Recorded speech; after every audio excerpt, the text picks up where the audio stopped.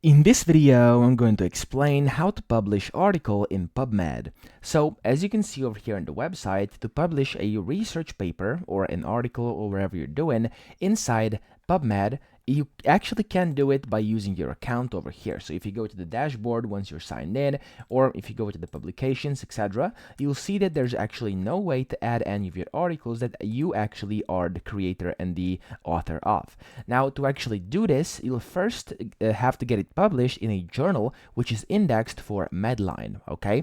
And then this will be included in PubMed. So as you can see, if I go back over here, it says it includes biomedical literature from Medline, so this is why you have to do that. Now, you can directly submit that unless it is, of course, peer-reviewed and accepted by a journal. Now, of course, there's a lot of different info online on how you can do this, and you can get very deep understanding on how this process works. However, if I sum it quickly for you, essentially you're going to have to, once you are done with your article, you'll have to choose a journal indexed for Medline, then you'll have to submit your manuscript to the journal, and then it will go through the peer review process. If they accept it and your manuscript is accepted and good enough, it will be published in the journal, and then they will include it. The journal's publisher is responsible for essentially submitting the accepted manuscript to PubMed, and then after that's done, of course, your article will show in here. So if I, for example, go ahead and for example, look for a specific search term in here,